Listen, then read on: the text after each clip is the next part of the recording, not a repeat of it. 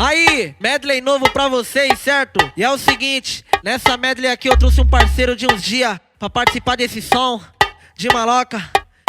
E é maloqueiro dos bons. Pra vocês e com vocês, falem da capital, neguinho. Aê, é eu mesmo, parceiro. Boa satisfação, hein, Lipe?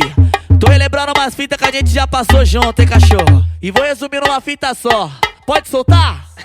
Solta que solta, viu? De chinelinho de dedo, kit maloqueiro, naipe de vilão dos bons.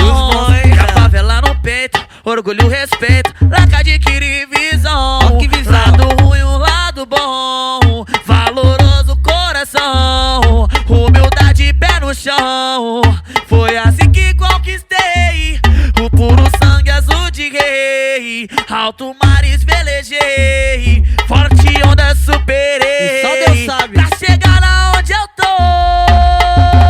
E aí?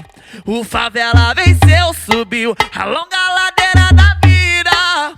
O que Deus prometeu é meu, e disso sei que ninguém tira. Jamais tirará, filho. O favela venceu, subiu a longa ladeira da vida. O que Deus prometeu é meu, e disso sei que ninguém tira. Tá maluco. E como todo maloqueiro já passou por isso várias fases da vida, quero ver aquela sua lá, parceiro, mandando um papo reto pra elas, ou pra ela. E lembra aí, parceiro, lembra nós aí, mano. Tá bom, vou lembrar. Lembra dos menores. É louco, mano. Que você não dava uma voz. Não dava, né? Sempre se manteve com a fé e tá de pé. Sempre de pé. Desde o tempo da nossa escola.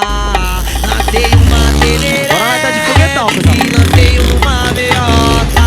Lancei uma teleré. E lancei uma meiota. Sem querer querendo, mas eu sei que quem olha. Sem querer querendo, mas eu sei que quem olha. Bye, bye, falou. Bye, bye, tchau pra você. Bye, bye, falou. Bye, bye, tchau pra você. Não deu atenção, vira segunda opção, bebê.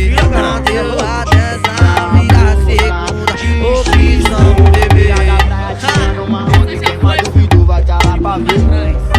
Segura aí, F3, segura. O nome dele é fácil, tá?